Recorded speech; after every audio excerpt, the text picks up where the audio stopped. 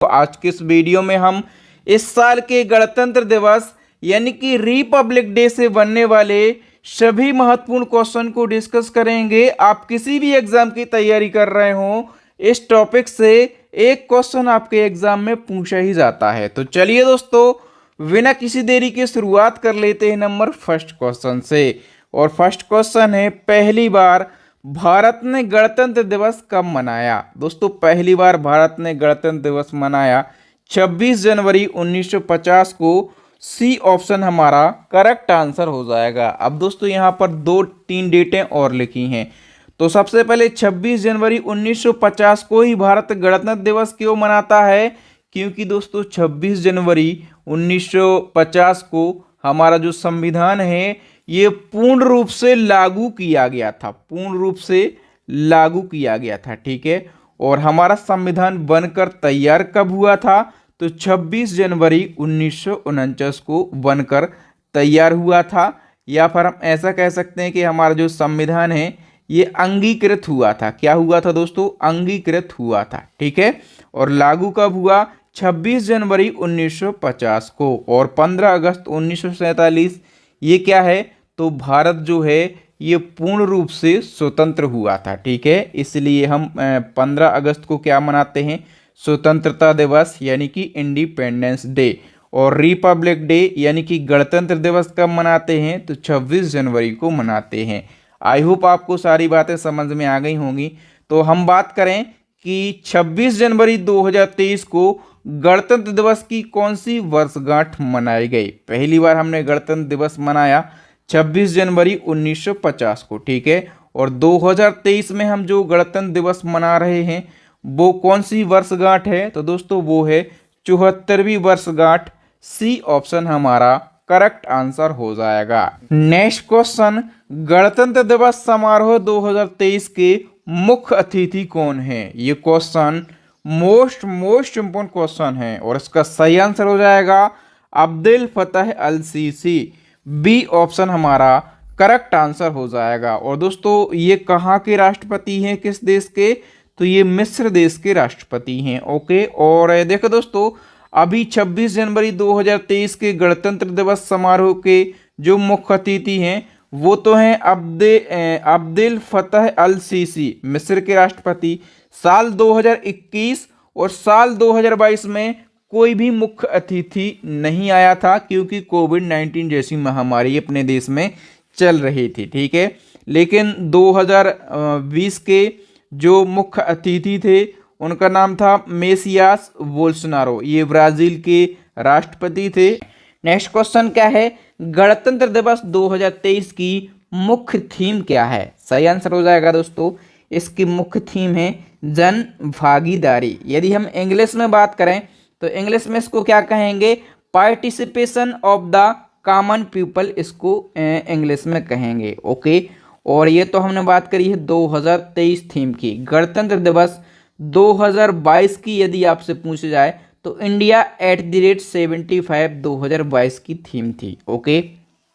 Next question, पहली बार 1950 में गणतंत्र दिवस की मुख्य अतिथि कौन थे? 2023 की हमने बात कर ली। अब पहली बार गणतंत्र दिवस के मुख्य अतिथि कौन थे? तो उनका नाम है सुकर्णो, ठीक है।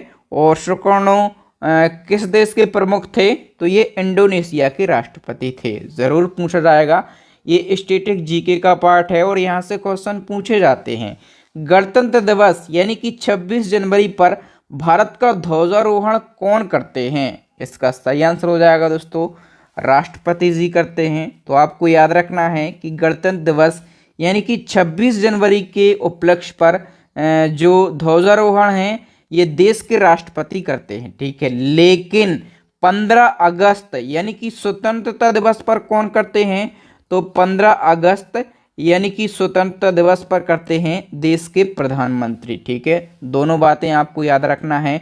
और इसी क्रम में क्वेश्चन आपसे पूछा जाएगा कि गणतंत्र दिवस यानी कि 26 जनवरी पर भारत के विभिन्न राज्यों में झंडा कौन फहराते हैं? अब भारत के विभिन्न राज्यों में इसी प्रकार से सिस्टम चलता है, ठीक है। गणतंत्र दिवस पर फहराएंगे कौन? राज्यपाल, ठीक है। यानी कि 26 जनवरी पर फहराएंगे राज्यपाल और 15 अगस्त जब होगा स्वतंत्रता दिवस, तो राज्यों के जो मुख्यमंत्री होंगे वो ध्वजारोहण करेंगे। नेक्स्ट क्वेश्चन क्या है, गणतंत्र दिवस पर राष्ट्रपति को कितने तोपों की सलामी दी जाती है? दोस्तों राष्ट्रपति को 21 तोपों की सलामी दी जाती है। ये तो सभी लोगों ने सुना होगा और पता भी सभी लोगों को होगा। नेक्स्ट क्वेश्चन है, पहला गणतंत्र दिवस समारोह कहाँ आयोजित किया गया था? ये स्टैटिक जीके में हमेशा पूछे जाते हैं। तो देखो दोस्तों, हमने पढ़ा है कि पहला गणतंत्र दिवस समारोह जो है ये 26 जनवरी 1950 को आयोजित किया गया था। कब? 26 जनवरी 1950 को। और कहाँ पर आयोजित किया गया था? तो ये इरविन स्टेडियम में आयोजित किया गया था। ठीक है, और इरविन स्टेडियम कहाँ पर है? ये दिल्ली में है। ठीक है, और अब इरविन स्टेडियम को नेशनल स्टेडियम के नाम से जाना जाता है। इसको भी आप जरूर याद रखना।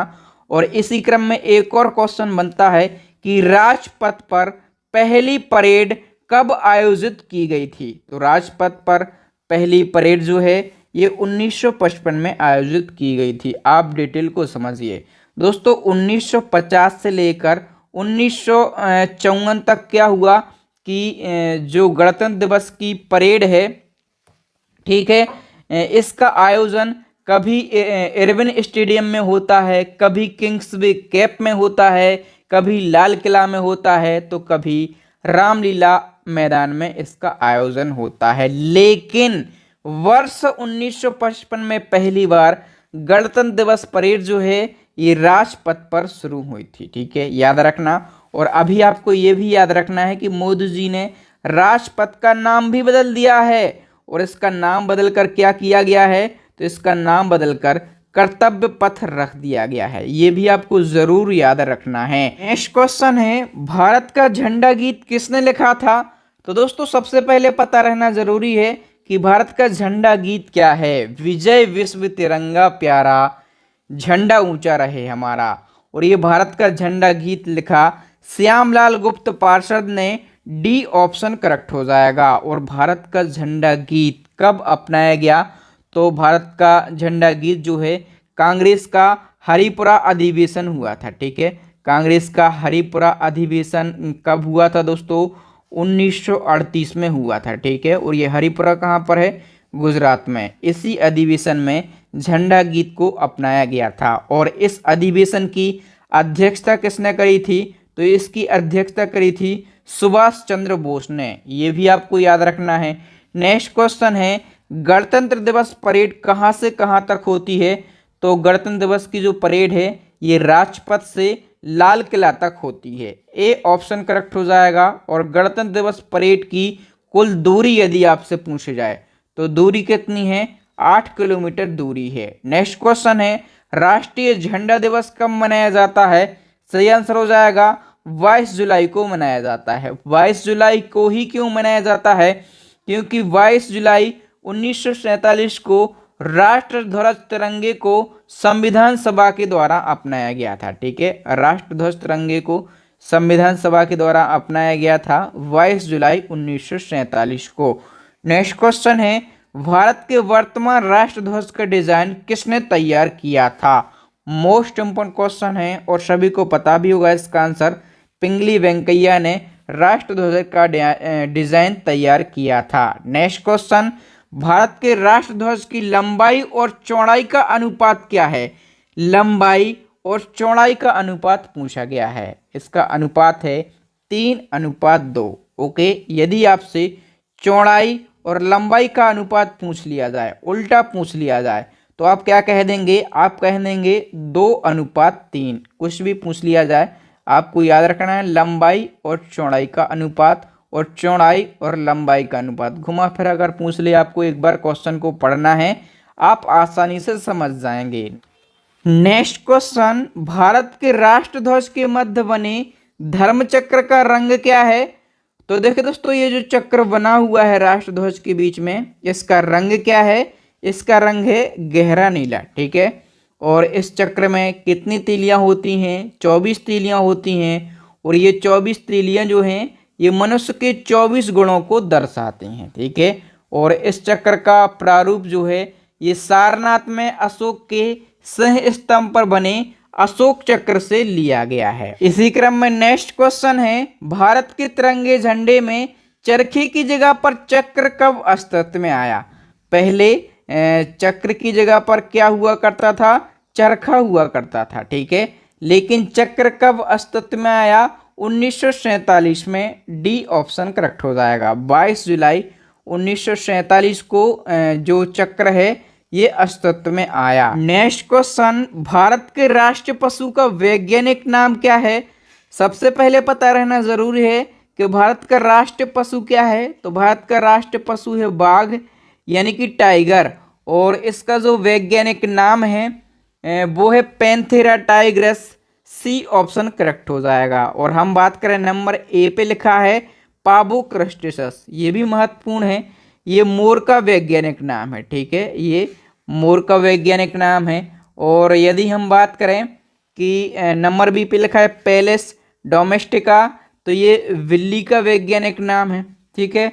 और नंबर डी पे लिखा है प्लाटिनिस्टा गैकेटिका, ये किसका वैज्ञानिक नाम है? तो ये डॉल्फिन का वैज्ञानिक नाम है। और डॉल्फिन राष्ट्रीय जलीय जीव है। ओके, नेक्स्ट क्वेश्चन है, बाघ के पूर्व भारत का राष्ट्रीय पशु क्या था? देखो दोस्तों, मैं आपको बता दूं कि बाघ जो है ये राष्ट्रीय पशु कब बना भारत का?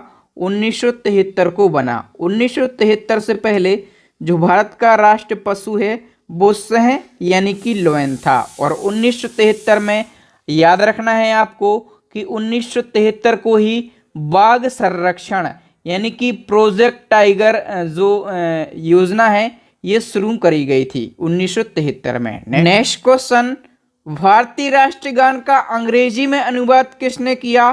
मोस्ट इंपोर्टेंट क्वेश्चन है। और राष्ट्रगान का अंग्रेजी में अनुवाद किया खुद रविन्द्रनाथ टैगोर ने।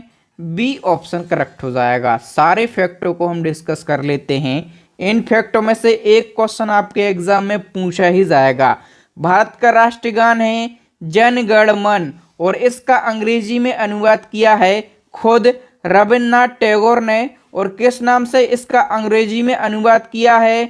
मॉर्निंग सॉन्ग ऑफ इंडिया के नाम से। राष्ट्रगान पहली बार 27 दिसंबर 1911 को कांग्रेस के कलकत्ता अधिवेशन में गाया गया, पूछा जाता है। और राष्ट्रगान को संविधान सभा के द्वारा 24 जनवरी 1950 को राष्ट्रगान के रूप में अपनाया गया। और इसी दिन वंदे मातरम को भी राष्ट्रगीत के रूप में अपनाया गया। तो याद रखना, राष्ट्रगान और राष्ट्रगीत ये कब अपनाए गए? 24 जनवरी 1950 को अपनाए गए। ओके, नेक्स्ट हमारा क्वेश्चन क्या है दोस्तों कि राष्ट्रगान जनगण मन को संविधान सभा के द्वारा कब अपनाया गया? तो मैंने अभी आपको बताया है कि 24 जनवरी 1950 को अपनाया गया। ए ऑप्शन करेक्ट हो जाएगा। नेक्स्ट हमारा क्वेश्चन क्या है, भारत में कितने राष्ट्रीय अवकाश मनाए जाते हैं? तो भारत में टोटल 3 राष्ट्रीय अवकाश मनाए जाते हैं। एक होता है गणतंत्र दिवस, ठीक है, गणतंत्र दिवस जो कि आज है 26 जनवरी को। दूसरा क्या होता है? दूसरा होता है स्वतंत्रता दिवस 15 अगस्त को होता है, ठीक है। और तीसरा जो राष्ट्रीय अवकाश है ये गांधी जयंती के उपलक्ष्य पर होता है। ये कब होता है? 2 अक्टूबर को होता है। तो ये 3 राष्ट्रीय अवकाश मनाए जाते हैं अपने देश में। नेक्स्ट क्वेश्चन, भारतीय क्रांतिकारियों की माता किसे कहा जाता है? तो भारतीय क्रांतिकारियों की माता जो है ये मैडम भीकाजी कामा के लिए कहा जाता है। नेक्स्ट क्वेश्चन, स्वतंत्र भारत के पहले प्रधानमंत्री कौन थे? सही आंसर हो जाएगा पंडित जवाहरलाल नेहरू। तो इस क्वेश्चन का बी ऑप्शन करेक्ट हो जाएगा। नेक्स्ट क्वेश्चन क्या है, स्वतंत्र भारत के पहले सूचना और प्रसारण मंत्री कौन थे? इसका सही आंसर हो जाएगा ऑप्शन सी सरदार वल्लभ भाई पटेल। नेक्स्ट हमारा क्वेश्चन है, स्वतंत्र भारत के पहले वित्त मंत्री कौन थे?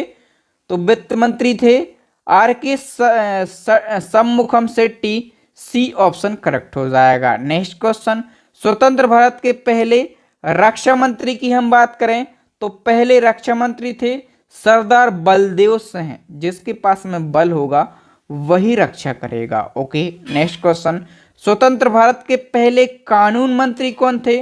तो कानून मंत्री के बारे में सभी लोग जानते होंगे। स्वतंत्र भारत के पहले कानून मंत्री कौन थे? फटाफट से आंसर लगाइए। डॉक्टर साहब VR Ambedkar. A option correct हो जाएगा। हम बात करें कि स्वतंत्र भारत के पहले रेल और परिवहन मंत्री की तो ये थे doctor John Mathai. A option correct हो जाएगा हमारा। नेक्स्ट क्वेश्चन, स्वतंत्र भारत के पहले शिक्षा मंत्री की हम बात करेंगे तो शिक्षा मंत्री थे मौलाना अबुल कलाम आजाद। नेक्स्ट क्वेश्चन क्या है? स्वतंत्र भारत के पहले स्वास्थ्य मंत्री कौन थे? स्वास्थ्य मंत्री थी राजकुमारी Amrita Kaur. D option correct हो जाएगा। और एक क्वेश्चन पूछा जाता है कि स्वतंत्र भारत की पहली महिला केंद्रीय मंत्री कौन थी? तो वो थी राजकुमारी अमृता कौर। और ये इनको कौन सा मंत्रालय दिया गया था? तो इनको स्वास्थ्य मंत्रालय दिया गया था। दोस्तों यहाँ से गणतंत्र दिवस के जितने भी इम्पोर्टेंट क्वेश्चन बन सकते थे उन सभी क्वेश्चन को हमने डिस्कस किया। आई होप आपको सारी चीज़ें और मेरे पढ़ाने का तरीका अच्छा लगा होगा। नेक्स्ट एंड लास्ट क्वेश्चन आपके लिए चैलेंजिंग क्वेश्चन है। इसका आंसर आपको कमेंट सेक्शन में कमेंट करके बताना है कि अभी single use plastic Y bank योजना को किस राज्य सरकार ने शुरू किया है? फटाफट से आंसर लगाइए। जिस राज्य ने इस योजना को शुरू किया है उस राज्य के CM कौन है, गवर्नर कौन है, वहां के चीफ जस्टिस कौन है, ये भी हमें कमेंट करके बताइए। तो थैंक यू दोस्तों। राम राम, दुआ सलाम। मिलते हैं नेक्स्ट वीडियो में। तब तक के लिए जय हिंद, जय भारत, वंदे मातरम।